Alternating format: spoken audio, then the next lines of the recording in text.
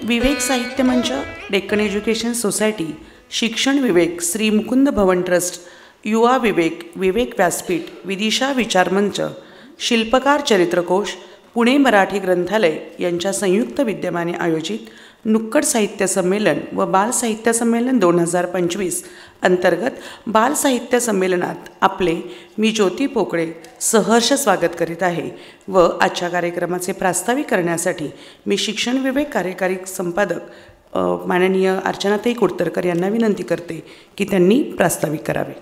नमस्कार. विवेक साहित्य मंच, डेक्कन एज्युकेशन सोसायटी, विदिशा विचारमंच, पुणे मराठी ग्रंथालय, शिल्पकार चरित्रकोश आणि शिक्षण विवेक यांच्या संयुक्त विद्यमाने आजचं हे तिसरं बालसाहित्य संमेलन संपन्न होणार आहे. त्या बालसाहित्य संमेलनासाठी आलेले व्यासपीठावरील सर्व मान्यवर आणि सर्व रसिक श्रोते यांचं मनापासून स्वागत करते. खरं तर शिक्षण विवेक सुरू झालं ते 2012 साली आणि त्यानंतर अखंडपणे जवळपास 82 ते 83 हजार विद्यार्थ्यांपर्यंत महाराष्ट्रातल्या विविध कानाकोपऱ्यांमध्ये आपलं मासिक पोहोचतं आहे. त्यामध्ये ग्रामीण, शहरी, निमशहरी, ग्रामीण भागांचा जसा सहभाग आहे तसाच अर्थात तो आदिवासी पाड्यांवरही जातो. तिथलेही वाचक वेगळ्या प्रकारचं लेखन मुलं करतात, त्याचाही समावेश आपण अंकामध्ये करत असतो. आणि त्यानिमित्ताने आपण विविध साहित्यिक उपक्रम घेतो.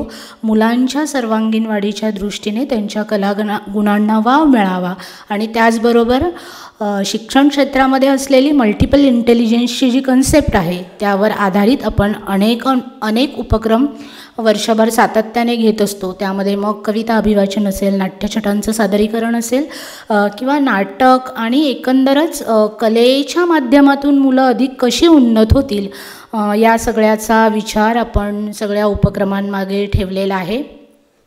त्यांनी सातत्याने मुलांनी कला जोपासत राहावा आणि त्यातून आनंद मिळवावा हा मुख्य हेतू या सगळ्यामध्ये आहे.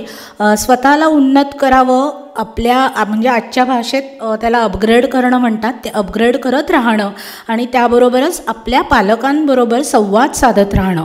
म्हणजे एकीकडे पालकांबरोबरचा संवाद कमी होतो आहे अशी बोंब बाहेर मारली जात असताना त्यांच्यामध्ये संवाद साधण्यासाठी नेमकं काय केलं पाहिजे असा एक विचार सातत्याने शिक्षण विवेकच्या माध्यमातून केला जातो.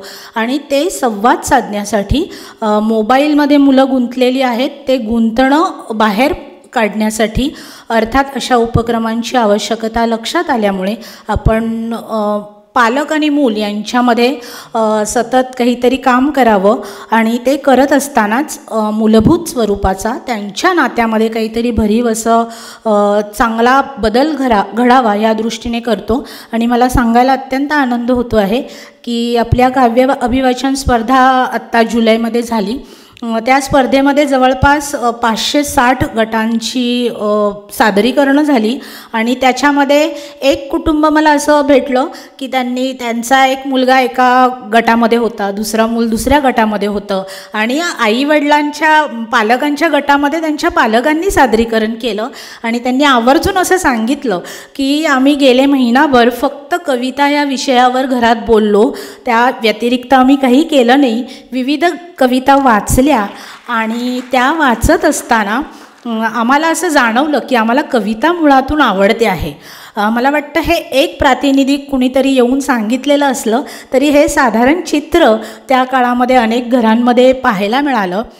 किंवा नाट्यछटेची स्पर्धा असेल तरी अगदी मुलं सगळी आणि पालकही त्याच तयारी करण्यामध्ये मग किती वाजता जायचं आहे, वेळेचं भान राखायचं आहे, अशा छोट्या गोष्टींमधून त्यांच्यामध्ये संवाद घडत असतो. हा संवाद मला फार महत्त्वाचा वाटतो आणि त्या दृष्टीने आपण सगळ्या या स्पर्धांचं आयोजन करतो. त्यातलाच साहित्य संमेलन हा एक उपक्रम आहे. ह्या उपक्रमामध्ये देखील जास्तीत जास्त मुलांनी स्टेजवर असावं आणि मोठ्यांनी त्यांचं समोर बसून कौतुक करावं असा उद्देश आपण जाणीवपूर्वक रुजवलेला आहे.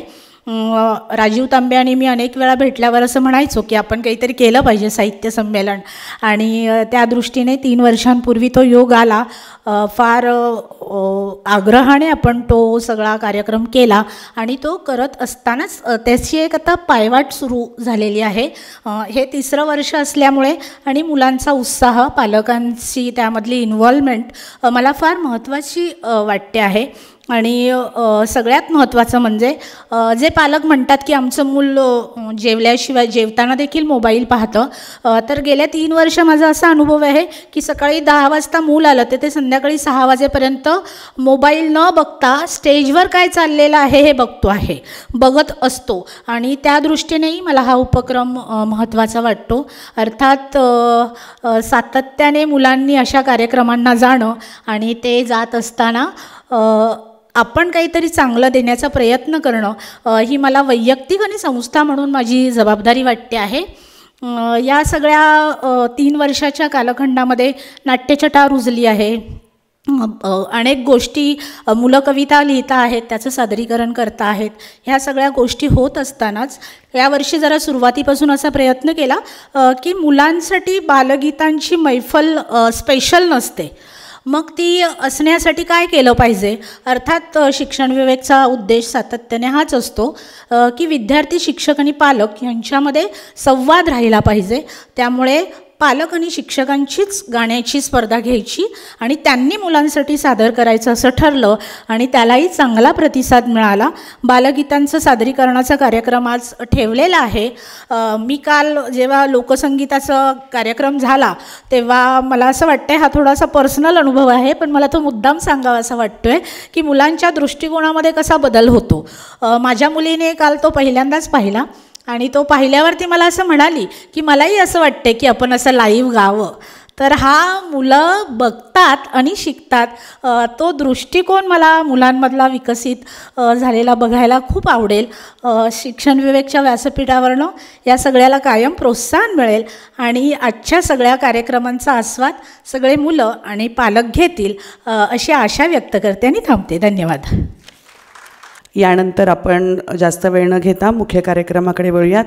मी सर्वप्रथम मिलिंद कांबळे सर यांना विनंती करते की त्यांनी कृपया आपले मनोगत व्यक्त करावे. सर्वांना नमस्कार. व्यासपीठावरील सर्व मान्यवर, लोकमान्य टिळक, आगरकर अशा महान विभूतींनी डेक्कन एज्युकेशन सोसायटीची स्थापना केली. 140 वर्षाची परंपरा आणि हे सर्व महाविभूती खऱ्या अर्थाने समाजसुधारक, पत्रकार, लेखक आणि साहित्यिक असलेले. त्याचबरोबर याच फर्ग्युसन महाविद्यालयामध्ये स्वातंत्र्यवीर सावरकर या ठिकाणी शिकलेले आहे. आपल्या सगळ्यांना माहिती आहे की स्वातंत्र्यवीर सावरकरही साहित्यिक म्हणून, कवी म्हणून, लेखक म्हणून प्रसिद्ध आहे. जसं अर्चनाताईंनी सांगितलं की शिक्षण विवेक हा विषय घेऊन गेली अनेक वर्षापासून त्या काम करत आहे. विशेषतः आमच्या डेक्कन एज्युकेशन सोसायटीच्या सर्व शाळांमध्ये शिक्षण विवेक हा अंक जातो आणि या अंकाच्या माध्यमातून एका अर्थाने बालसाहित्यिक निर्माण करणं, लेखक निर्माण करणं, त्यांना व्यासपीठ देणं, अशा वेगळ्या प्रकारचा संवाद साधताना विविध स्पर्धांचं आयोजन करणं आणि या स्पर्धांमधून हे जे व्यासपीठ निर्माण झालेलं आहे त्या व्यासपीठाच्याच मागे डेक्कन एज्युकेशन सोसायटी उभी राहिलेली आहे. आणि म्हणून जेव्हा हा प्रस्ताव आला, आमचे आत्ताचे कार्यवाह डॉक्टर आनंद काटीकर सर, रुपालीताई शिंदे या सगळ्यांच्या समन्वयातनं नुक्कड साहित्य संमेलनाच्या साठी प्रारंभ झाला आणि आज गेली 3 वर्ष डेक्कन एज्युकेशन सोसायटीचा सहभाग आहे. त्यामुळे आम्हाला विशेष आनंद होतो की हे साहित्य संमेलन असंच हळूहळू बहरत जावं, एक मोठा त्याचा वटवृक्ष व्हावा आणि हळूहळू या प्रांगणामध्ये मोठ्या संख्येने बालसाहित्य यावेत आणि हा उपक्रमासाठी असलेलं जे काही पाठबळ आहे त्याच्यासाठी डेक्कन एज्युकेशन सोसायटी नेहमी पाठिंबा देत राहील, प्रोत्साहन देत राहील. या ठिकाणी माझं मनोगत संपवतो. धन्यवाद. धन्यवाद सर. यानंतर पुणे मराठी ग्रंथालयाचे कार्यवाह माननीय सुधीर इनामदार सर यांना विनंती करते की त्यांनी कृपया आपले मनोगत व्यक्त करावे.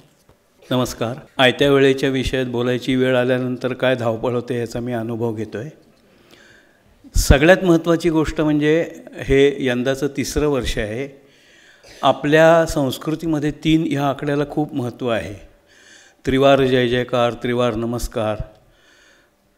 त्यामुळे मगाशी सरांनी सांगितल्याप्रमाणे हा बालसाहित्य किंवा नुक्कड साहित्य संमेलनाचा वटवृक्ष हा फोफवण्यासाठी आजचं हे 3रं साहित्य संमेलन हे निश्चित पथप्रदर्शी, मी खूप मोठा शब्द वापरतो आहे पथप्रदर्शी, पण हा नक्की ठरेल.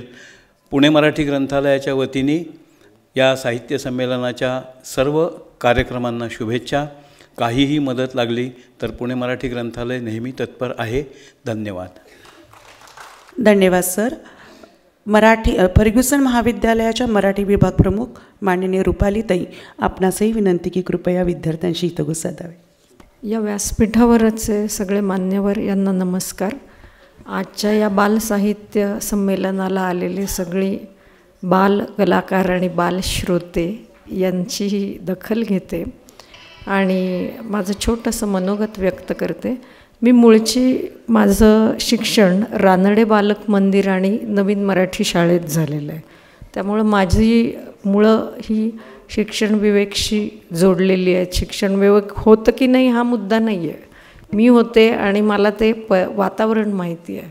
मला शिक्षण विवेकच्या आणि या बाल साहित्य संमेलनाचं वैशिष्ट्य असं वाटतं किंवा जो प्रयत्न अर्चनाताई आणि त्यांचे सगळे सहकारी करत आहेत त्यातली महत्त्वाची गोष्ट अशी वाटते की आपल्या मुलाच्या आपलं मूल ज्या शाळेतल्या किंवा एकूण समाजाच्या वातावरणामध्ये वावरणार आहे त्या मुलाच्या विकासाला वाव देणारं पूरक वातावरण पालकांनीच निर्माण करायचं आहे आणि त्याच्यामध्ये त्याची शाळा, शिक्षक, पालक आणि मुलं या तिघांनी मिळून त्याला वाढीला मदत करायची आणि या 3ही घटकांना बरोबर घेऊन आपण जायचं आहे. हा जो डेक्कन एज्युकेशन सोसायटीचा अगदी पहिल्यापासूनचा प्रयत्न आहे तोच प्रयत्न लक्षात घेऊन अर्चनाताई काम करतायत याचा मला खूप आनंद होतो आहे. मी कॉलेजमध्ये नोकरी करायला लागल्यानंतर शिक्षण विवेकशी परिचय झाला, पण मी नवीन मराठी आणि रानडे बालक मंदिरात असताना पासून आपण मोठे होत असताना जे काही घडतं आणि या काळातली यात आपण रुजत असतो आणि या काळातले संस्कार हे घट्ट संस्कार असतात, ते आपल्याला घडवतात. मला अजूनही आठवतं आणि मी नेहमी विचारते की नवीन मराठी शाळेमध्ये खूप छोटे छोटे उपक्रम असायचे आणि आहेत. त्यातला एक म्हणजे मुलांनी शाडू मातीचा गणपती साच्यातून तयार करायचा, मुलांनी रंगवायचा आणि तो प्रत्येक मुलाला तो गणपती द्यायचा. त्यांनी जर तो तोडला फोडला त्याच्या गडबडीमध्ये तर त्याला परत गणपती मिळणार नाही. त्यामुळे आम्ही तो गणपती असा जपून घेऊन जायचो, तो तुटला फुटला नाही पाहिजे. आणि मग तो विसर्जन करताना खूप रडारड असायची कारण ही मूर्ती आता विसर्जित होती आहे. दुसरा एक खूप छान उपक्रम असायचा की ज्याच्यात पाटीपूजन असायचं आणि ते अजूनही आहे. ते 2 वेळा असायचं. म्हणजे विद्येशी शिक्षणाशी नातं कसं जोडलं जातं आणि ते पालकांनी काही त्याच्यात खूप साधेपणा जो आहे ना त्या सगळ्या उपक्रमातला तो मला खूप अर्चना महत्त्वाचा वाटतो. पाटीवर सरस्वती काढायची. आता ही जी सरस्वती आहे ही काढणं खूप अवघड असायचं, त्याऐवजी ती 4-4-4ची सरस्वती काढणं सोपं असायचं. आपलं आपण हळद कुंकू एक झेंडूचं फूल घेऊन यायचं, फार सोपस्कार नसायचे, प्रत्येकाने ते घेऊन यायचे. पालकांनी ती पेन्सिल ओली करून काढायची आणि वर्गात बसून एकामागोमाग एक बसून ते पाटीपूजन व्हायचं. ते आपलं आणलेलंच आपण. आणि ते झालं की आम्हाला एक आंब्याची वडी मिळायची. ती छान असायची. असं 2 वेळा असायचं. एक दिवस असायचा तो लायब्ररीला, आता ती लायब्ररी आपण ते इंग्लिश मिडियमचं सुरू केलेलं आहे त्या कोपऱ्यात लायब्ररी असायची. एक दिवस लायब्ररीची भेट असायची आणि त्या पेटीतून पुस्तकं ज्याला ज्या हाताला लागेल ते घ्यायचं आणि त्यांनी 1 तास वाचायचं. हा उपक्रम असायचा. म्हणजे आपली वाचनाची आवड कुठून कशी जोपासली जायची. 1.5 दिवसाचा गणपती असायचा रानडे बालक मंदिरात, तो अजूनही आहे. त्यामध्ये 1.5 दिवस म्हणजे उत्सव वाढवायचा नाही, खूप साधेपणाने. आणि त्याच्यानंतर छोट्याशा प्लॅस्टिकच्या ह्याच्यामध्ये खिरापत दिली जायची. असे छोटे छोटे उपक्रम. एक दिवस तो बागेत असायचा, तो बागेत भेट आणि त्या बागेमध्ये लावलेली वेल झाडं जी आहेत, शेंगा असायच्या डबल बीच्या फरसबीच्या, तर त्या वर्गातल्या मुलांना एवढा एक वाटा करून तो घरी घेऊन जायचा. शाळेशी, या छोट्या छोट्या गोष्टीशी, पर्यावरणाशी जोडलं जाणं जे आहे, हा मला असं वाटतं की हा डेक्कन एज्युकेशन सोसायटीचा अगदी पहिल्यापासूनचा प्रयत्न आहे आणि तो शिक्षण विवेकमध्ये खूप छान जपला जातो. आणि आपण म्हणजे मला कधी वाटलं नव्हतं की मी नोकरीला लागल्यानंतर पुन्हा एकदा आपली शाळा आपल्याला भेटते. तशी ती शाळा, शिक्षक, मुलं भेटतात, याचा तो आनंद असतो, तो वेगळा असतो. आणि आम्हाला असं होतं की ज्याचं अक्षर चांगलं त्याचं खूप वर्गामध्ये दाखवलं जायचं की याचं अक्षर चांगलं आहे, त्याचं कौतुक व्हायचं. निबंध ज्याचा चांगला असेल त्याचा आवर्जून उल्लेख केला जायचा. आणि मग शाळेच्या वयामध्ये शिक्षकांना त्रास पण देणं हा प्रकार पण येतो ओघानंच. तर त्यावेळी त्या बाई रडकुंडीला वगैरे आलेल्या असायच्या, असं असायचं. मी आणि माझा भाऊ असायचं आणि तो भाऊ उन्हाळक्या खूप करायचा. आणि तेव्हा सगळ्या तो मोठा आणि मी 1 वर्षांनीच लहान, त्यामुळे आम्ही मागे पुढेच असायचो. त्यामुळे माझ्या आईवडिलांना कायम भावाच्या तक्रारी आणि माझ्याबद्दल बरं बोललं जायचं. तर असे जे काही गोष्टी आहेत ना, ते या सगळ्यातून आपण घडत असतो. आणि त्या घडण्यामध्ये हे जे पूरक वातावरण तयार करणं आहे ते आपण निर्माण करायचं आहे, आपल्याला कुणी देणार नाही आहे.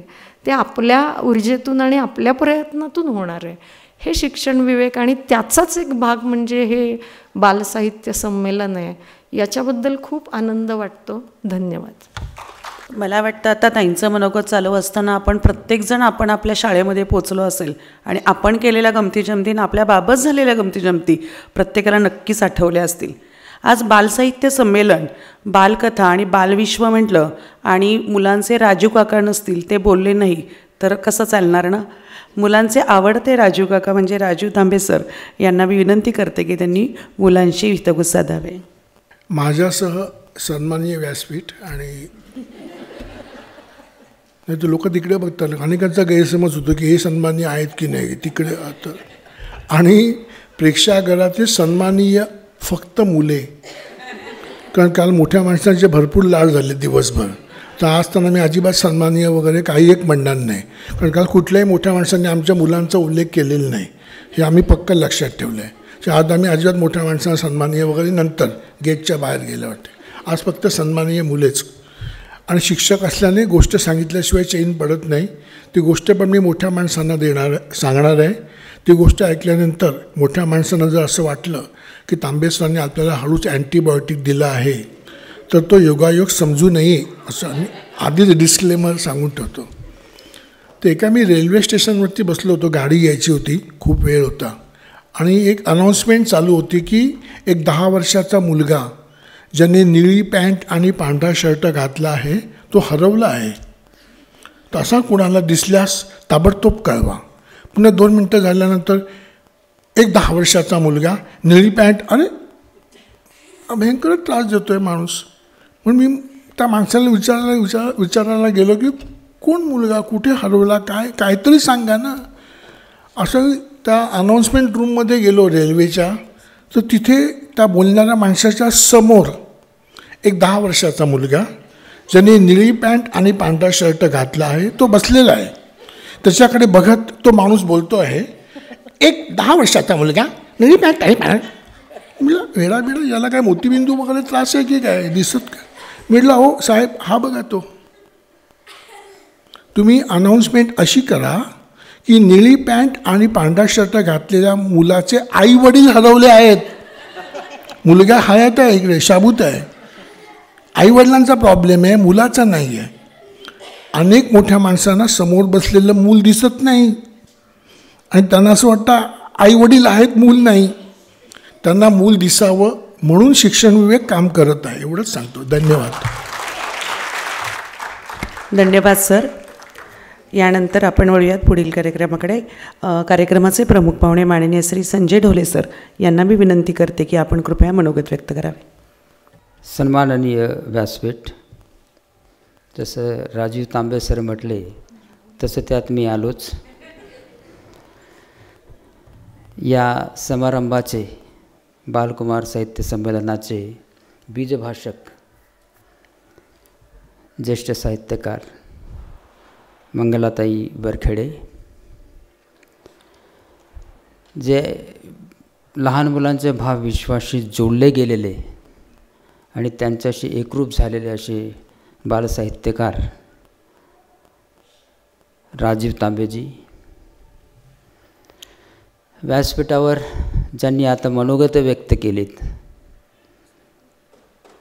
ते मिलिंद कांबळे सर, सुधीर इनामदार आणि रुपाली शिंदे,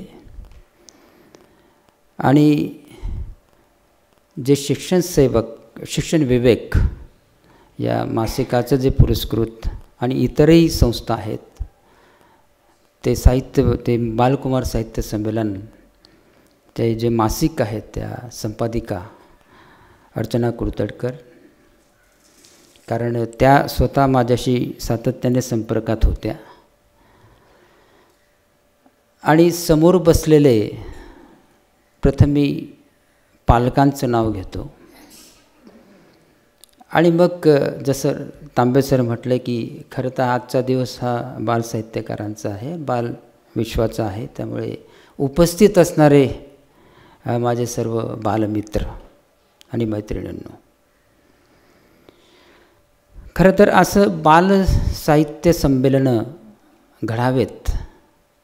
खरं तर मी अशी अपेक्षा केली होती की हा हॉल पूर्ण भरलेला आहे, कारण जेव्हा मला कळलं की ॲम्पी थिएटरमध्ये आहे, ॲम्पी थिएटर तसा मोठा आहे, 250-300 जणं याच्यामध्ये बसू शकतात. पण खरं आपल्या समाजाचीच ही एक दुरावस्था असं मला म्हणावं लागतं, कारण आपल्याला वाचन दिन साजरा करावा लागतो. हे खरं तर आपलं दुर्दैव आहे असं मला वाटतं. कदाचित आपण 21व्या शतकामध्ये आहोत आणि तंत्रज्ञानाच्या युगामध्ये आहोत, कदाचित आपले मोडस ऑपरेंडी बदलले असतील, पण तरीसुद्धा आजही पुस्तक हातात घेऊन झोपून वाचणाऱ्यांची संख्या मोठ्या प्रमाणामध्ये आहे आणि ते मला जास्त आश्वासक आहे असं मला वाटतं. म्हणून अशा बालसाहित्य संमेलनांची गरज की ज्यामध्ये अशा मुलांमध्ये विज्ञानाविषयी असो किंवा एकूण समाजाविषयी जे काही जाण आहे ती साहित्याच्या माध्यमातून त्यांच्या मनामध्ये रुजावी आणि त्यांना एक आवड निर्माण व्हावी, या हेतूने हे साहित्य संमेलन, बालसाहित्य संमेलन काल खरं कुमार गटासाठी झालेलं होतं असं मला कळलं. आणि असं बालसाहित्य कुमार संमेलन शिक्षण विवेक या मासिकाने घडवून आणलं, त्याबद्दल मी खरंच तुमचं अभिनंदन करतो मॅडम. आणि तुम्हाला यापुढे असंच हे संमेलनाची वृद्धिंगत हो आणि जास्तीत जास्त लोकांपर्यंत कदाचित जे बालकुमार साहित्य, अखिल भारतीय बालकुमार साहित्य संमेलन होतं त्या तोडीचं निश्चितपणे हेही संमेलन व्हावं याची मी सदिच्छा व्यक्त करीन. खरं तर लहान मुलांसाठी मी थोडंसं म्हणजे विज्ञानाच्या पायीक असल्यामुळे थोडंसं विज्ञानाच्या अंगाने बोलेन 1-5 मिनटं, कारण विद्यार्थी इथं आहेत. विद्यापीठाची भूमिका काय असावी, कारण विद्यापीठ हे फक्त उच्च शिक्षणासाठी असावं का? म्हणजे 12वी नंतर जे काही उच्च शिक्षण आहे, आता तर आपण नवीन राष्ट्रीय शिक्षण धोरणामध्ये आहोत, त्याच्यामध्ये 12वी नंतर हे उच्च शिक्षणाशी जोडलं गेलेलं आहे. तर अशा या उच्च शिक्षणामध्येच फक्त विद्यापीठाची भूमिका असावी का? अशी एक भूमिका 2010 साली मांडण्यात आली. त्यामध्ये आम्हाला असं वाटलं की आपणही शाळेमध्ये जाऊन मूलभूत विज्ञानाविषयी मुलांच्या मनामध्ये एक आवड निर्माण करावी, त्यांच्यामध्ये मूलभूत विज्ञानाविषयी जागरूकता निर्माण करावी, त्यांचा ओढा हा मूलभूत शास्त्राविषयी वाढून तो पुढे यावा या हेतूने आम्ही काही उपक्रम राबवण्याचा प्रयत्न केला. आणि मला सांगायला आनंद वाटतो की सावित्रीबाई फुले पुणे विद्यापीठ हे एकमेव विद्यापीठ या भारतामध्ये आहे की तिथं 8वी 9वी 10वीच्या मुलांसाठी उपक्रम राबवली जातात. आणि हे मला जास्त संयुक्तित आहे असं वाटतं, कारण भारतामध्ये जवळजवळ 1100 विद्यापीठं आहेत, त्यामध्ये आपलं एकमेव विद्यापीठ असं मी आवर्जून सांगेन. आणि म्हणून कारण काय आहे की मी असं म्हणणार नाही की फक्त विज्ञानच करावं का, पण निश्चितपणे आपल्याला समाजशास्त्रज्ञांची गरज आहे, समाज पंडितांची गरज आहे, साहित्यकारांची गरज आहे, त्यामुळे तेही विषय फार महत्त्वाचे आहे. पण मूलभूत शास्त्राकडे ओढा जर निर्माण करायचा असेल तर विद्यापीठाने काय भूमिका घ्यावी, तर त्या काळी 2010 साली आम्ही हॅनन युनिव्हर्सिटी कोरिया आणि LG इलेक्ट्रॉनिक्स आणि सावित्रीबाई फुले पुणे विद्यापीठ यांच्या संयुक्त विद्यमाने खरं तर एक उपक्रम राबवला की त्याच्यामध्ये आम्हाला LG इलेक्ट्रॉनिक्सचं खूप मोठं सहाय्य केलं. आणि हे सहाय्य करत असताना त्यांनी आम्हाला एक फिरती विज्ञान प्रयोगशाळा दिली आणि अर्थसहाय्य केलं. आज मला असं जवळजवळ 3 ते 4 कोटीचं अर्थसहाय्य गेले 14 वर्ष आम्ही हा उपक्रम राबवतो आहोत. आणि केवळ LG इलेक्ट्रॉनिक्स आणि हॅनन युनिव्हर्सिटीने भारतासाठी पुणे विद्यापीठासाठी हा उपक्रम राबवणार. त्याचा मागचा हेतू हाच की समाजामध्ये जे विद्यार्थी आहेत त्यांना त्यांच्या मनामध्ये म्हणजे मूलभूत शास्त्राविषयी आवड निर्माण व्हावी. आणि त्या दृष्टीने मला असं वाटतं की फार महत्त्वाचं आहे. 2010 साली झालेला उपक्रम आजही तो सुरू आहे. विद्यापीठाने त्यावर फार मोठी भूमिका घेतलेली आहे. कुठल्याही शाळेत जवळजवळ वर्षाला आम्ही 80 ते 90 शाळा घेतो, त्या शाळेला एकही पैसा खर्च करावा लागत नाही. दुसरं म्हणजे जवळजवळ विद्यापीठ आणि LG इलेक्ट्रॉनिक्स एका शाळेसाठी 1 लाख रुपये खर्च करत होतं. जेव्हा आम्ही जातो की त्याच्यामध्ये साधारण नाटिका असते, LN2 म्हणजे द्रव नायट्रोजन आहे त्याच्यावरचे प्रयोग असतात आणि डेमॉन्स्ट्रेशन्स असतात.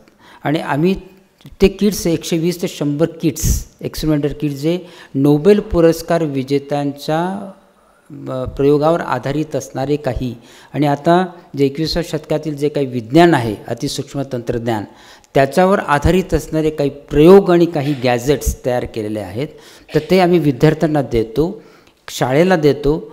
आणि नाटिका सादर करत असताना जवळजवळ 1 तासाची नाटिका सादर करत असताना समोर म्हणजे पटांगणामध्ये हजारो विद्यार्थी असतात, त्यामध्ये प्रश्न विचारले जातात आणि त्यामध्ये मला आनंद वाटेल राजीव तांबे सरांचे पुस्तकही आम्ही त्यांना देतो, कारण त्यांनी अतिशय खूप छान काही विज्ञान कथाही लिहिलेल्या आहेत. तर याच्यामध्ये जेव्हा हे प्रयोग करत असताना फिरती विज्ञान प्रयोगशाळेत करत असताना एक फीडबॅक आम्हाला मिळाला विद्यार्थ्यांचा आणि शिक्षकांचा आणि पालकांचा की विज्ञान की म्हणजे विश्वाशी निगडीत असणाऱ्या विज्ञान काल्पनिका किंवा विज्ञान साहित्य किंवा विज्ञान कथा या अजूनपर्यंत आपल्या मराठीमध्ये नाहीत स्वतंत्रपणे लिहिलेल्या, तर त्या जर असल्या तर त्या जर तुम्ही आम्हाला देऊ शकलं तर बरं होईल. म्हणून त्या दृष्टीने मला असं वाटतं की निश्चित राजू तांबे सरांनी काही लिहिलेले आहेत, त्यांचे पुस्तकही आहेत, पण अजून याच्यामध्ये बऱ्यापैकी विज्ञान साहित्यामध्ये विज्ञान काल्पनिकांचा, कारण मी विज्ञान कथा म्हणणार नाही, कारण विज्ञान कथामध्ये विज्ञान साहित्याचा वापर मोठ्या प्रमाणात करतो आणि कदाचित जे कुमार गट आहे किंवा लहान मुलं आहेत तर त्यांच्या मनामध्ये विज्ञान काल्पनिका जास्त पद्धतीने रुजू शकेल. त्यामुळे थोडे विज्ञान आणि जास्त लालित्य या अनुषंगाने जर आपण त्यांना देऊ शकलो तर ते निश्चितपणे चांगलं होईल असं मला वाटलं. म्हणून त्या अनुषंगाने आता निश्चितपणे काही साहित्यकार बाल साहित्यकार काही विज्ञान कथांचं किंवा विज्ञान काल्पनिकांचं नियोजन करत आहेत आणि येत्या काळामध्ये निश्चितपणे काही पुस्तकं आमच्यामध्ये हातामध्ये असतील आणि ते आम्ही विद्यार्थ्यांमध्ये देऊ.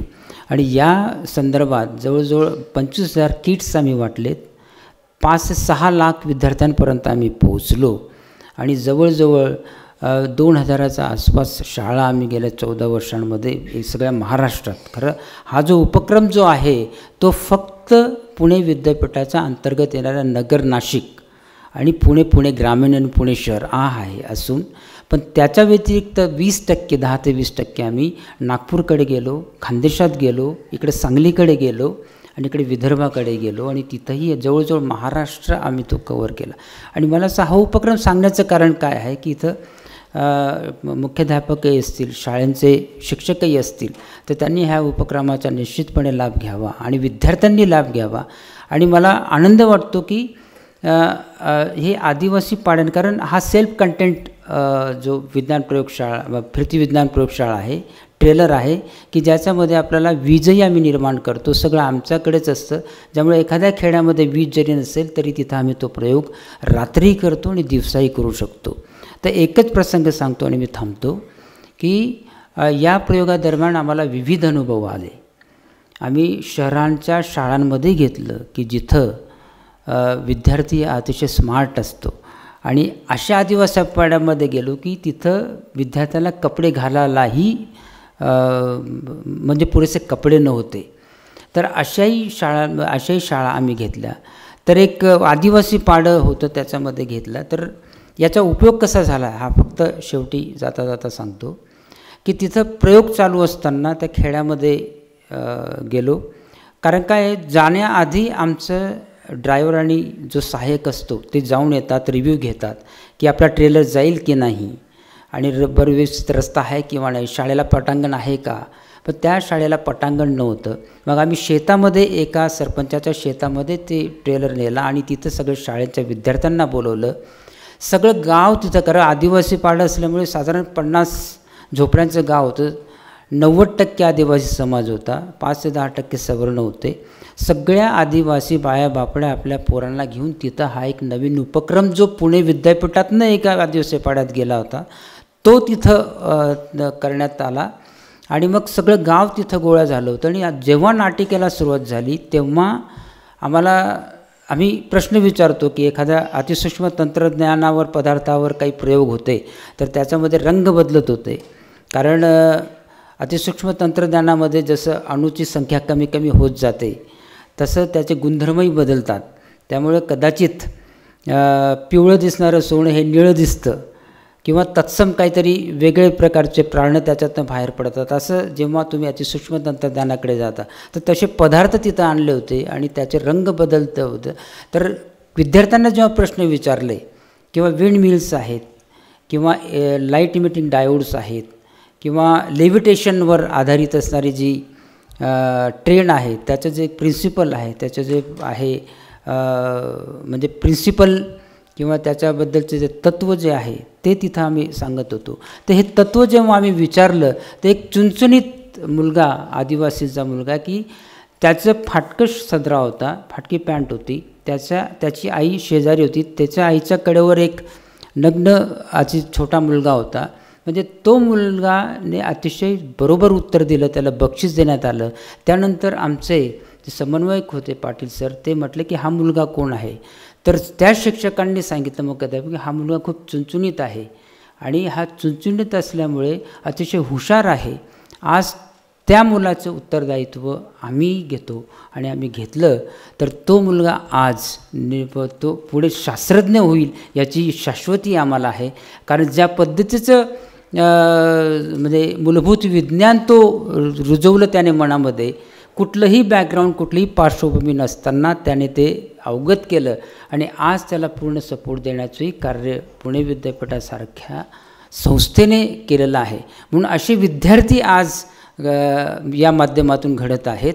म्हणजे मी म्हणतो की फक्त साहित्यच नाही पण अशा मूलभूत विज्ञानाचे प्रयोगही फार महत्त्वाचे, असे हे साहित्यातनं आले पाहिजेत. कारण हा जो लेख आहे, मी जेव्हा मला असं वाटतं की सर उत्तम कांबळे सरांनी एक सदर आपल्याला लिहायला लावलेलं होतं, त्यामध्ये आधुनिक बोधकथा.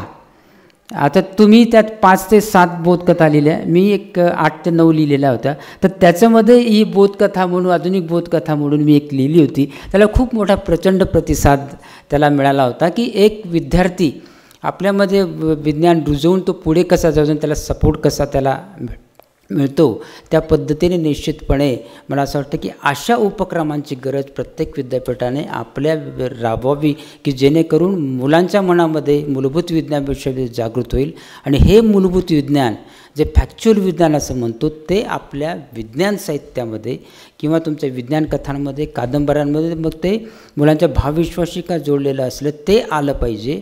आणि मी एवढंच म्हणेन की आता आपण 21व्या शतकामध्ये आहोत, त्याच्यामध्ये अतिसूक्ष्म तंत्रज्ञान आता येऊ घातलेलं आहे, पदार्थ येऊ घातलेले आहेत की जे आपल्या शरीराचा एक अविभाज्य घटक बनणार आहे. उद्या उठून कदाचित आपण म्हणजे इथं मी भाषण देताना एखादी ट्रीटमेंट माझ्या आत चालू असेल, कारण नॅनोब्स नावाचे अतिसूक्ष्म यंत्रमानवाची निर्मिती आता ज्या पद्धतीने होणार आहे, त्यामुळे एखादा अतिसूक्ष्म यंत्रमानव आपल्या शरीरात घेऊन तो त्याचं कार्य करत राहील, मी माझं कार्य करत राहील. तर इतक्यापर्यंत मला असं वाटतं की हे विज्ञान आता पुढे येणार आहे. येत्या 25-30 वर्षामध्ये अतिसूक्ष्म तंत्रज्ञान खूप मोठ्या प्रमाणामध्ये आपल्या शरीरामध्ये अंतर्भाव होणार आहे आणि आपल्या समाजामध्ये त्याच्यामध्ये आमूलाग्र बदल घडवून आणणार आहेत. त्यामुळे मला असं वाटतं की ह्या अशा प्रवाहांचा म्हणजे विज्ञानाचा जो प्रवाह आहे तो साहित्यामध्ये आला पाहिजे. ते मुलांच्या अतिशय इनिशियल स्टेजमध्ये रुजला गेला पाहिजे की जेणेकरून ते पुढे आपल्या भविष्यामध्ये हे होतील. तर त्याचप्रमाणे विज्ञान हे खरं तर दुधारी शस्त्र असं म्हणतात आणि खरं तर ते आपण कुठलाही शास्त्रज्ञ हा विघातक या दृष्टीने कधीही संशोधन करत नसतो. तो समाजासाठीच त्याचा उपयोग व्हावा यासाठी होतो. पण समाजामध्ये वेगवेगळे घटक असतात. कारण आपली जी लोकसंख्या 1200 कोटी, तर 1200 कोटी लोक काही एकसारखा विचार करत नाहीत. काही सकारात्मक विचार करतात, काही नकारात्मक विचार करतात. जे संशोधन करतं त्याच्यावर टेक्नॉलॉजी आहे ती चांगली वापरली तर समाजासाठी चांगलं घडतं. जर त्याचा वाईटही दुष्परिणाम असतात, ती वाईट जर वापरली तर त्याचेही वाईट परिणाम आपल्याला भोगावे लागतात. तर अशा ज्या गोष्टी आहेत त्या निश्चितपणे मला असं वाटतं की साहित्यामध्ये आल्या पाहिजे आणि त्या निश्चितपणे मी असं म्हणणार नाही की शास्त्रज्ञच सगळं समाज घडवतात, पण समाजपंडितांची तेवढीच गरज आहे. मी मगाशी उल्लेख केला, कारण साहित्यकार, समाजपंडित आणि समाजशास्त्रज्ञ यांची मोठी भूमिका आहे.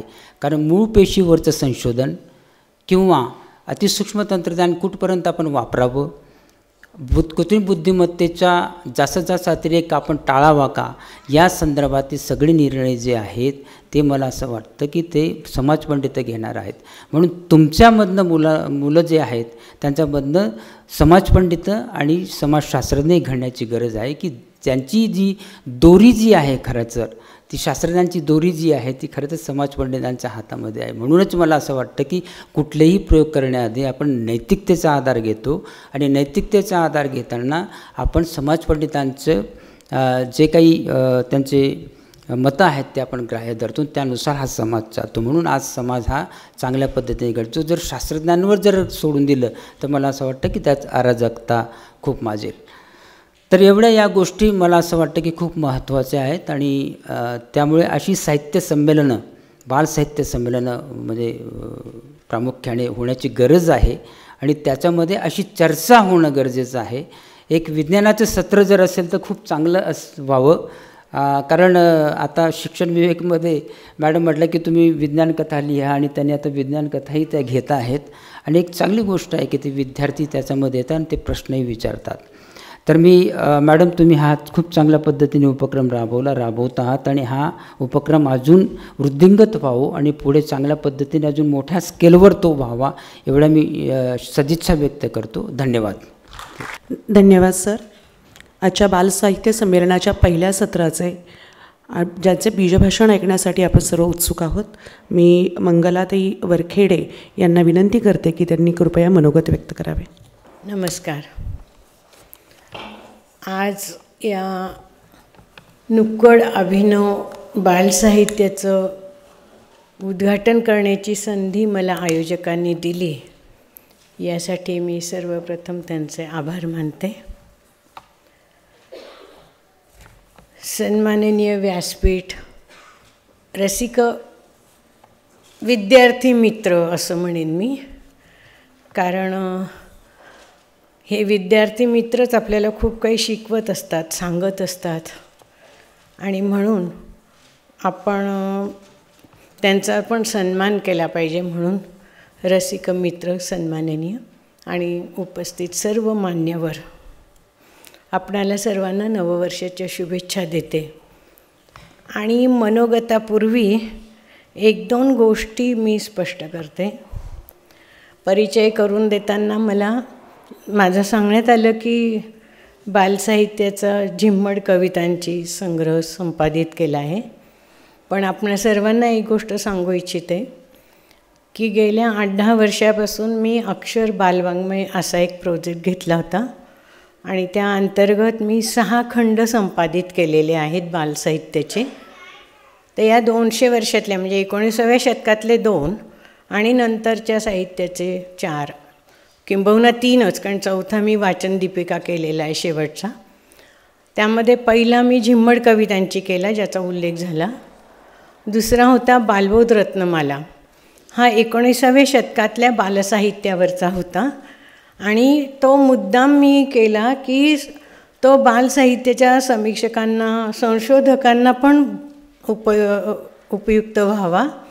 आणि मग तेव्हा काय विज्ञान साहित्य होतं, तेव्हाचं साहित्य काय होतं हे मुद्दाम त्याच भाषेत तसंच संपादित केलेलं आहे की आपली अभिजात मराठी ही पुढे कशी बदलत गेली ह्याची पण रूपं त्याच्यातून येतील, हा एक मुद्दा होता. आणि तिसरा केला तो भ्रमणगाथेचा केला. तोही साधारण 19व्या शतकातलंच हे जलपर्यटनं झाली, शोध मोहिमेपासून तर विवेकानंदांच्या संस्कृती शोधापर्यंतचा तो सगळा प्रवास भ्रमणगाथेमध्ये टाकला आहे. त्यात कॅप्टन कोलंबस, क्रुसो वगैरे सगळे आलेले आहेत. आणि चौथा केला तो गोष्टींच्या गुहेत.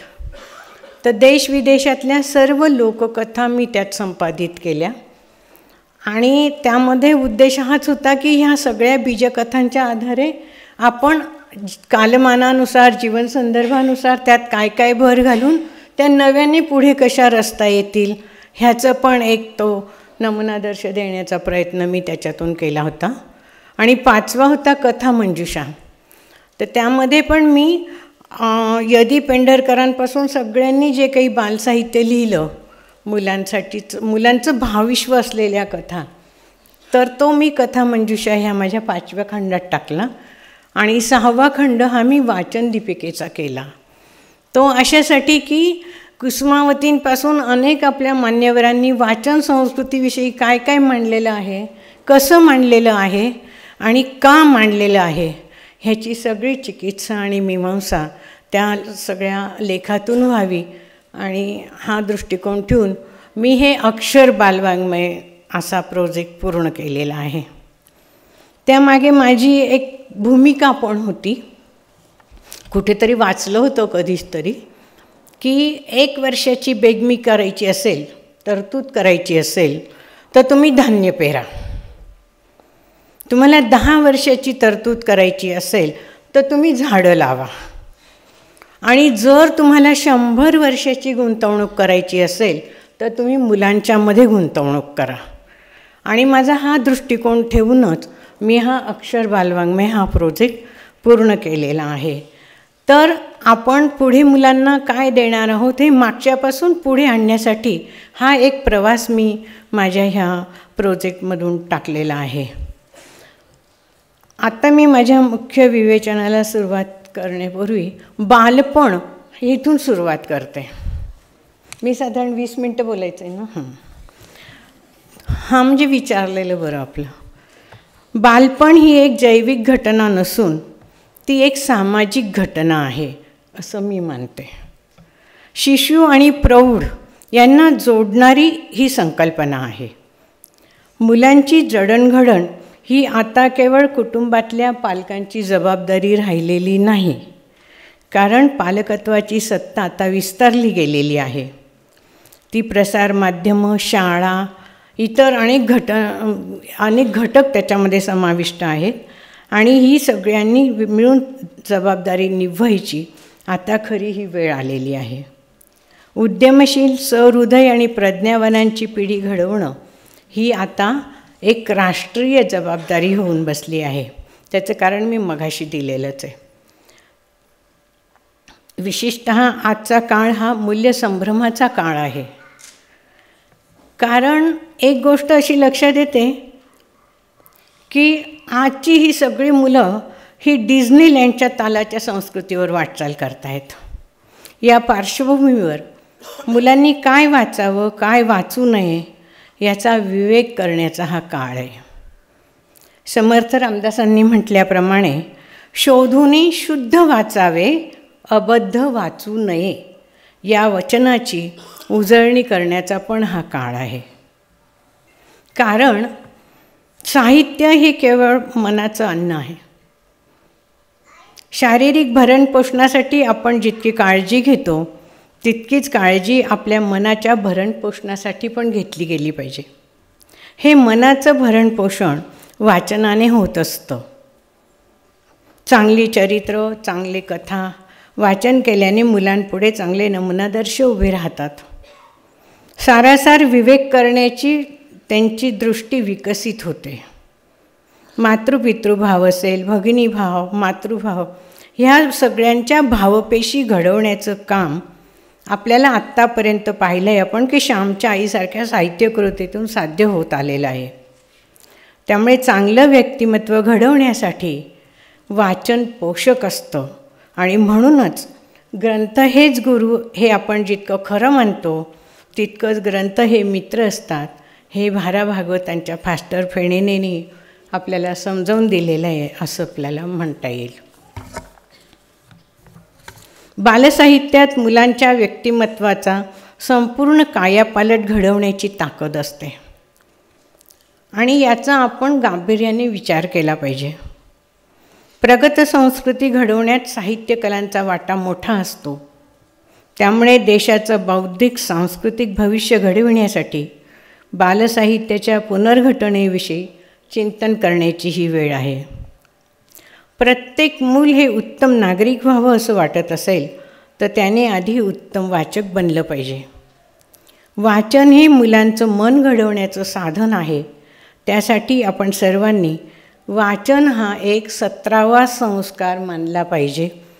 16 संस्कारांचं जितकं विधिवत आपण पालन करतो तितकंच विधिवत पालन आपण या वाचन संस्काराचं केलं पाहिजे. मुलांच्या बालपणाकडे पाहण्याचे 2 दृष्टिकोन आहेत. एक प्रागतिक दृष्टिकोन आहे की तो मुलं म्हणजे मातीचा गोळा, कोरी पाटी, त्यावर तुम्ही जे काही ओरखडाल ते खोदलाल ते खोदलं जाईल. आपण देऊ तसा आकार त्यांना प्राप्त होईल, हा एक पारंपरिक दृष्टिकोन. ह्या मशागतीच्या सिद्धांताखेरीज दुसरा एक रोमॅन्टिक दृष्टिकोन आहे. या दृष्टिकोनानुसार मूल निरागस किंवा कोरी पाटी असते ही खरी समस्या नाहीच आहे. सरही मगाशी म्हणले असंस्कृत प्रौढ ही खरी समस्या आहे. म्हणून बऱ्याचदा बालसाहित्याविषयी लिहिताना म्हणतात की तुम्ही तुमच्यासारखं मुलांना घडवू नका, मुलांसारखी तुम्ही घडा. तर हा एक प्रश्न आहे आणि त्याची उत्तरं आपण हळूहळू सोडवतोच आहेत. मुलं नादान नसतात, ती जिज्ञासू, कल्पक आणि उत्साही असतात. त्यांच्या अंगी स्वभावताच एक जोश असतो. ती प्रौढांच्या पुढे जाऊन अफाट विचार करतात. त्यांच्या अंगी स्वभावताच एक वेगळी कल्पकदृष्टी असते. त्यांना सतत नवं काहीतरी हवं असतं, नवी पात्र हवी असतात. त्याच नीतिकथांचा त्यांना आता कंटाळा आला आहे. घरातला पालक पुस्तकात नको आहे. चांगली पुस्तकं ही त्यांच्या लेखी एखाद्या खेळघरासारखी असतात आणि हे खेळघर त्यांचं गोकुळ असतं. स्वच्छंद मनसोक्त बागडण्याचं त्यांचं अंगण असतं. या गोकुळात त्यांना आपल्या भावविश्वाशी जोडणारे सवंगडी भेटतात. त्यातून त्यांना त्यांचं स्वतःचं असं खेळघर सापडतं. उदाहरणार्थ राधाचं घर असेल, हॅन्स अँडरसनच्या परिकथा असतील, हरवलेल्या खेळण्यांचं राज्य असेल, बोक्या सातबंडे यासारखी पुस्तकं असतील, किंबहुना आत्ता अलीकडे करमरकर, मला त्यांचं पहिलं नाव आठवत नाही आहे, पण चलो मिरॅमक आणि इतर कथा असं एक पुस्तक आलेलं आहे, गेल्या वर्षी आय थिंक आलं असेल. त्याच्यात खूप छान मांडलं आहे त्या बाईंनी. अगदी वर्तमान स्थितीतलंच चित्र रेखाटलं आहे की आजीच्या गावी गेलेत मुलं कोकणात, तर कोकणातली संस्कृती तर त्यांनी आणलीच आहे त्यात, पण कोकणातल्या ज्या श्रद्धा अंधश्रद्धांचं पीक वाढलेलं आहे त्याचा ते मुलं अभ्यास करतात आणि आपल्याला ट्रेझर हंटची आठवण येईल इतकं सुंदर त्या पेटीच्या शोधाची गोष्ट त्यांनी त्याच्यात दिलेली आहे. तर मुलं हे असं आपलं एक भावविश्व कुठंतरी शोधत असतात आणि ते सापडलं की ते त्यात रममाण होतात. तर अशा या ठिकाणी मुलं रमतात आणि मग समांतर जगात रमण्याचा त्यांना एक जणू काही पासपोर्ट मिळतो. ते भटकतात त्यांच्या त्या विश्वात, त्या पुस्तकांच्या सगळ्या वातावरणात आणि मग इथूनच पुढे मुलांना आपला आत्मसंवाद करण्याची सवय लागते. सर मगाशी म्हणले तसं की अमुक हे असं का, कुठे, या प्रश्नांची उत्तरं शोधत शोधत ते मग नवीन काहीतरी शोधायचा प्रयत्न करतात. म्हणून प्रत्येक वाचक पुस्तकात स्वतःला वाचत असतो आणि सहानुभव, अनुकंपा या जाणीवा पण मुलांच्या जाग्या होत असतात. कल्पनाशक्तीला त्यांच्या वाव मिळाल्यामुळे त्यांच्या वैचारिक भावनिक मुशींचा विकास होतो. त्यांच्या आत्मिक परिपोषणाबरोबरच सामाजिक नात्यांचंही पोषण होतं. आजीच्या गावी गेलं म्हणजे सगळीच नाती बरोबर ओळखायला शिकतात, त्यातला जिव्हाळा शोधतात. म्हणूनच वाचन संस्कृतीच्या गांभीर्याने विचार करायला हवा. नुक्कड बालसाहित्य संमेलनातून याविषयी अधिक विचारमंथन होईल असं मला वाटतं. आपण थोडंसं मागे वळून बघितलं, बालसाहित्याची वाटचाल शोधायला गेलो तर आपल्याला असं लक्षात येतं की सुरुवातीचं साहित्य हे आपलं श्रवणकेंद्री साहित्य होतं, कहाणी वजा. आणि या साहित्यातून पुढे पुढे मग ते धर्मकेंद्री साहित्य होऊ लागलं. तिथं नैतिक उन्नतीचा सांस्कृतिक प्रकल्प म्हणूनच या बालसाहित्याकडे पाहिलं गेलं. नीती शिक्षणाचा शर्करा गुंठित बोध देणारी कथानकं त्या साहित्यात रचली गेली होती. उदाहरणार्थ वाल्याचा वाल्मिकी झाला, देवतारी त्याला कोण मारी ही भक्त प्रल्हादाची गोष्ट असेल. तर अशा ह्या रामायण महाभारतातल्या सगळ्या नीतिकथांपासून ही कथन सामग्री एकूण हा एक धर्मकेंद्री नीतिकथांचा प्रवाह सांगणारी होती. ह्या धर्मकेंद्री साहित्याच्या पाठोपाठ समाजवादी बालसाहित्याचा एक प्रवाह अवतरला. साने गुरुजींची धडपडणारी मुलं हा त्या प्रवाहाचा एक उत्तम नमुना दर्शवता. अद्भुतरम्य परिकथांच्या अवगुंठनाखाली दुःखी कष्टी लोकांच्या जादुई दुनियेत वावरणाऱ्या पात्रांशी बालवाचकांची गाठ घालून दिली जात असे. उदाहरणार्थ पाश्चात्य साहित्यातली सिंड्रेला असेल किंवा आपल्याकडची सावत्र मुलीच्या छळाची सोनसाखळीची गोष्ट असेल. या दुःखी कष्टी मुलांना मानवी नात्यांनी अव्हेरलं असलं तरी निसर्गातले घटक, बेडूक, साप इत्यादी त्यांच्या मदतीला धावून येतात आणि आपलं मैत्र निभवतात. मात्र बौद्धनिष्ठ आणि या सामाजिक चौकटीत अडकलेलं साहित्य हे पुरेसं बालनिष्ठ नाही. या कथन पद्धतीच्या पलीकडे नवी आशयसूत्रे, नव्या शैलीतले बालसाहित्य लिहिले जाण्याची गरज आहे. याखेरीज निखळ आनंददायी दृष्टिकोनातून लिहिल्या गेलेल्या स्वच्छंद बालसाहित्याचाही एक प्रवाह नंतरच्या काळात अवतरलेला दिसतो. उदाहरणार्थ मुलांच्या जिज्ञासू वृत्तीला, शोधकतेला, पर्यायी किंवा समांतर विचार करण्याच्या उपजत क्षमतेला वाव दिला पाहिजे या भूमिकेतून तांबे सरांनी अनेक कथा लिहिल्या आहेत. मला त्यांची आठवली तेवढी 2 खिडक्या याच्यातलीच आहे की दोन्ही बाजू बघून आपण मुलांच्याकडे कसं पाहिलं पाहिजे याचा एक चांगला नमुनादर्श तांबे सरांनी दिलेला आहे. किंवा जी.ए. कुलकर्णी यांची निसर्गाशी नातं जोडू इच्छिणाऱ्या मुग्धाची रंगीत गोष्ट. त्याच्यात थोडं विज्ञानही येतं आणि थोडं कलेचा पण भाग येतो. भारत सासणे यांचा विज्ञान आणि कल्पकतेची सरमिसळ करणारा शमशेर कुलूपघरे असेल किंवा जादुई दुनियेतल्या विश्वात भ्रमंती घडून आणणारी हॅरी पॉटरसारखी पुस्तकं ही या बालसाहित्याची उदाहरणं सांगता येतील अलीकडचे. यानंतरच्या काळात मात्र बालसाहित्यिक भावनिक आणि बोधात्मकतेचा परीघ ओलांडून अधिकाधिक बौद्धिक होऊ लागलं. त्यातून विज्ञाननिष्ठ बालसाहित्याचा प्रवाह उदयाला आला. सर आत्ता त्याविषयी बोललेच. सहस्रबुद्धे यांनी वैज्ञानिकांच्या नवलकथा लिहिल्या. मृणालिनी ढवळे यांनी वैद्यकशास्त्रातल्या शोधांच्या कथा लिहिल्या. रेखा बैजल यांनी अंतरिक्षातील शेजारी या विषयावर काही कथा लिहिल्या. नंदिनी थत्ते यांनी नोबेल साहित्य विजेत्यांच्या शोधाच्या कथा लिहिल्या. आणि प्रतीक पुरी यांची ही माइंड रीडर नावाची गोष्ट मला सगळ्यात चांगली वाटलेली आहे, ज्याचं अलीकडे आपण त्याचा अनुभव घेऊ लागलेलो आहे. आणि प्रतीक पुरींचं मी उदाहरण आणखी अशासाठी थोडं विस्ताराने सांगते की ते विद्यार्थी दशेत विज्ञान स्पर्धेत त्यांनी ही कथा लिहिली होती. आता ते मोठे साहित्यिक झालेत. तर त्यांच्या त्या माइंड रीडरमध्ये त्यांनी असं म्हटलं होतं की समोरच्याच्या मनातलं ओळखता आलं पाहिजे, असं एक ते सॉफ्टवेअर डेव्हलप करत होते.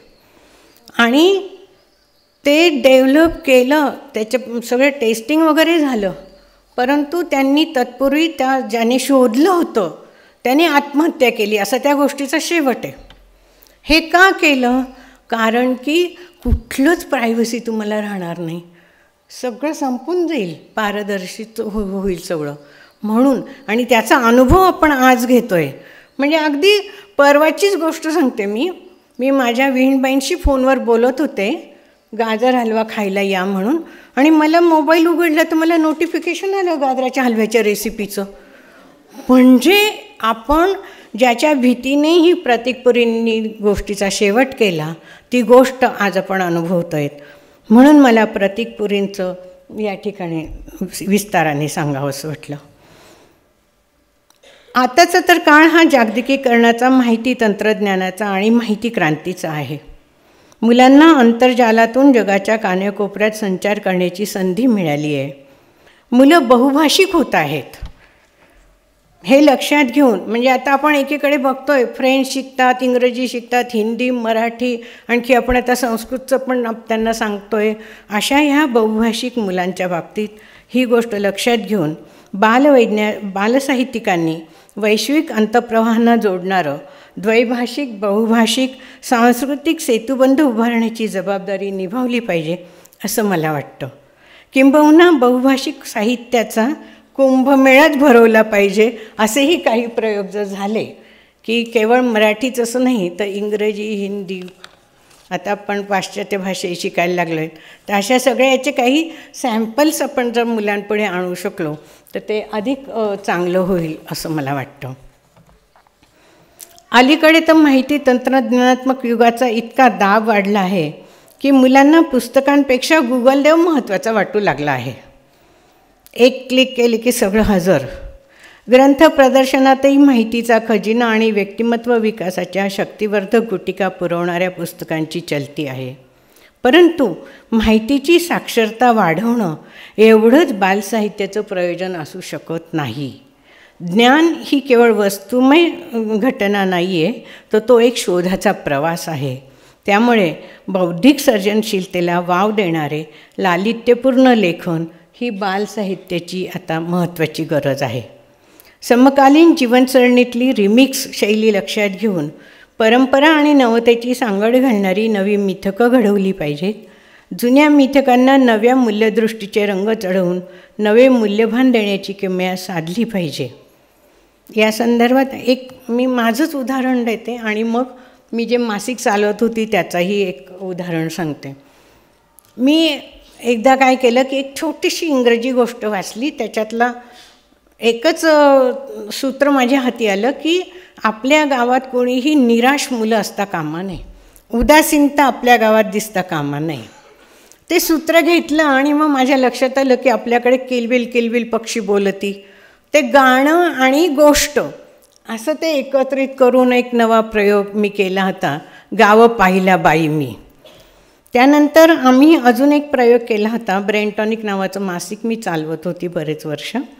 त्या मासिकाच्या माध्यमातून आम्ही प्रयोग केला तो असा की मुलांना प्राणीकथा खूप आवडतात आणि या प्राणीकथांच्या संदर्भातच ते खेळता खेळता त्याचं नाटकही करतात आणि त्या प्राण्याला आपली काही स्वभाववैशिष्ट्य जोडून वेगळंच काहीतरी एक नाटुकलं रचत असतात.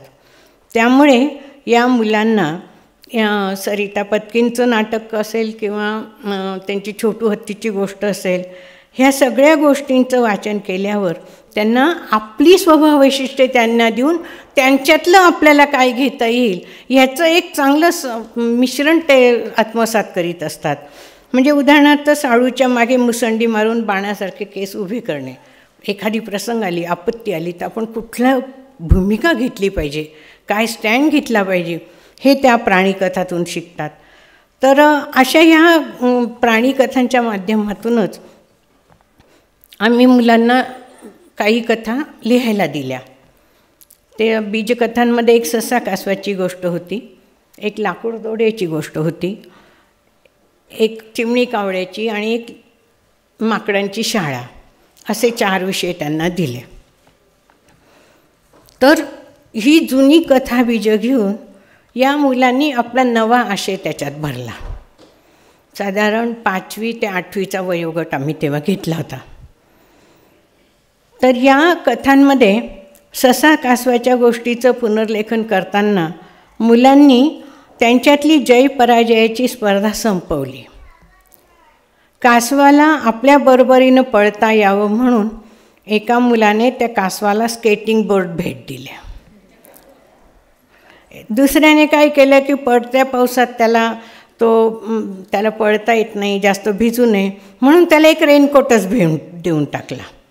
तर अशी ही जी मुलांची कल्पनाशक्ती आहे किंवा त्यांच्या मनातल्या भावना आहेत त्या यातून व्यक्त झाल्या. इथं मुख्य मुद्दा काय आढळला की स्पर्धेऐवजी त्यांनी मैत्रीचा नवा कथनबंध शोधून काढला, स्पर्धा संपुष्टात आणली. माकडांची शाळामध्ये त्या मुलाने तर असं केलं, वक्रोक्तीची शैली असते ना आपली भाषेची,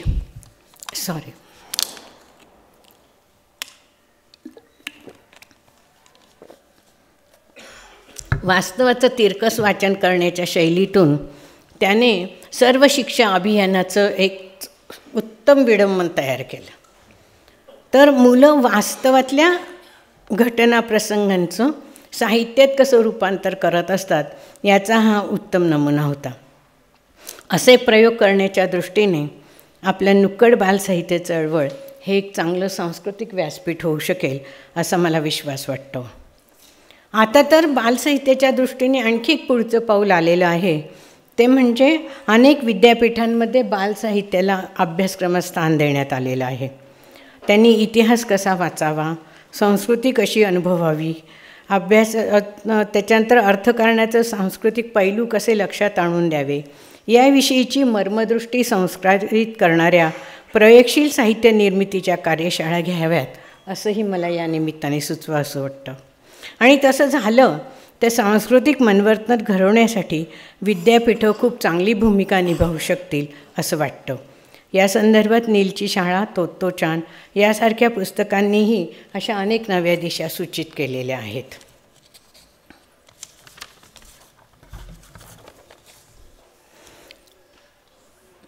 एडवर्ड सफीर हा भाषाशास्त्रज्ञ असं म्हणतो की माणूस भाषेच्या दयेवर जगत असतो. तो जरी आजूबाजूच्या वस्तुमय जगात वावरत असला तरी त्याच्या नेणिवीतल्या जाणीवा भाषेने संस्कारित होत असतात. ही वाचन प्रक्रिया रसिकाच्या भावयत्री प्रतिभेला साथ घालणारी असते. वाचकाच्या संज्ञा प्रवाहाला, आत्मसंवादाला वाव देणाऱ्या बालसाहित्याची वाचन प्रक्रिया ही या अर्थाने एक सहसर्जक कृती असते, को क्रिएटिव्ह ॲक्ट असते. साहित्यातले शब्द, चित्र, प्रतीकं विचार प्रक्रियेला चालना देतात. माधुरी पुरंदरे यांनी वाचू आनंदे या प्रकल्पातून अशा सर्जनशील वाचन प्रक्रियेचा नवा प्रयोग सादर केला आहे.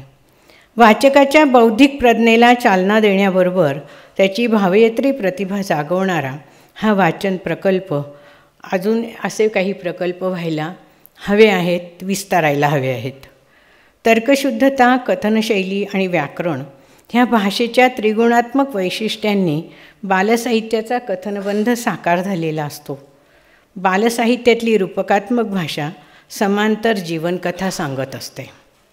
त्यातून वास्तवातलं अद्भुत रहस्य शोधण्याचा प्रवासही सुरू असतो. त्या भाषेतून लेखकाचा नवा आवाज ऐकायला मिळतो आणि जीवनार्थाचा नवा आशय पुढे येत असतो. या दृष्टीने मला एक उदाहरण सांगावंसं वाटतं आहे. सुदैव म्हणा दुर्दैव म्हणा, पण काही पाश्चात्य उदाहरण हाताशी येत आहेत. तर डॅनियल डिफोची रॉबिन्सन क्रुसोची गोष्ट आपल्या सगळ्यांनाच माहिती आहे. याच्यातून माझ्या जीवनाचा मीच शिल्पकार हा संदेश देणारं ते एक काल्पनिक आत्मचरित्र आहे. प्युरिटनांची भक्ती संकल्पना आणि जॉन लॉक यांचं ज्ञानपद्धतीशास्त्र यांचं संश्लेषण करून स्वावलंबी शिक्षणाचा नमुनादर्श त्यांनी पुढे आणला आहे. सागरी सफरीदरम्यान रॉबिन्सन फुटलेल्या गलबतातून फेकला जातो आणि 28 वर्ष एका अज्ञात बेटावर अडकून पडतो. अशा नकारात्मक परिस्थितीत स्वतःचा मार्ग स्वतः शोधणारा हा वीरनायक या अज्ञात बेटावर शेती करतो, कुंभार काम करतो, सुतार काम करतो, लोहार कामाचेही धडे गिरवतो, किंबहुना पनीर वगैरे पण बनवतो. तो साधनांचा अभाव असूनही कल्पकतेच्या बळावर तो कला आणि विज्ञानात प्रभुत्व मिळवतो, एक स्वतंत्र जीवन उभे करतो.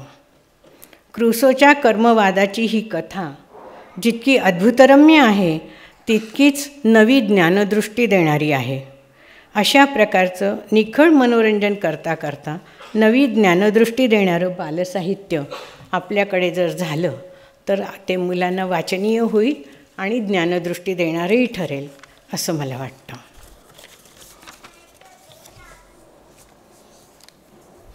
आता शेवटच्या मुद्द्याकडे येते. एक छोटीशी गोष्ट सांगून मी माझ्या विवेचनाचा समारोप करते. नुक्कड बालसाहित्य संमेलन असल्यामुळे नुक्कड अशी छोटीशी गोष्ट सांगते. अगदी 5-6 वाक्याचं नाही सांगता येणार मला, पण प्रयत्न करते, अलग नाही करत. एक जंगल होतं. तिथं राजम्मा नावाची आजी आणि तिची लच्छी नावाची नात राहत होती. आजी आणि नात मोठ्या गुण्या गोविंदाने राहत होत्या. मुलांना तुमच्यासाठीही बरं का, कान टवकारले पाहिजेत. रोज जंगलात जाऊन कंदमुळं गोळा करून आणायची, पेरू बोरं गोळा करून आणायचे आणि खायचे. चांगलं छान चाललं होतं. पण एके दिवशी काय झालं, त्यांच्या त्या झोपडीसमोर तिच्या अंगणामध्ये एक मोर आला. लच्छीनं त्याला पाहिलं आणि दारातच अशी मस्त बघत राहिली त्याच्याकडे. थोड्याच वेळात मोर थुई थुई नाचू लागला, पिसारा फुलवून नाचू लागला. लच्छीला तो खूपच आवडला.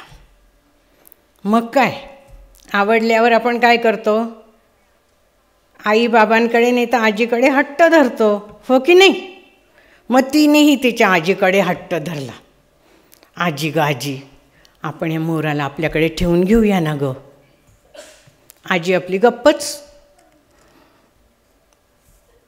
आजी मग हळूच म्हणते, अगं बाई, मोराला ठेवून घेणं काही सोपं आहे का. आपलंच आपल्याला बघावं लागतं. तिथं त्याचं कुठं बघू, अजून त्याचा दाणा गोटा कुठून आणू. मोरानं हे आजीचं बोलणं ऐकलं आणि तो म्हणाला आजीला, आजी तू काळजी नको करूस, माझ्या दाण्या गोट्याचं मी पाहून घेईन, पण मी राहीन, लच्छीसाठी राहीन. अरे वा, आपल्यासाठी मोर राहतोय म्हणल्यावर तर काय, लच्छी एकदम आनंदाने अशी उभीच राहिली. पण मोर काय म्हणाला, लच्छी मी राहीन, पण माझी एक अट आहे. अरे बापरे, अट ऐकल्यावर पुन्हा ती आकसली.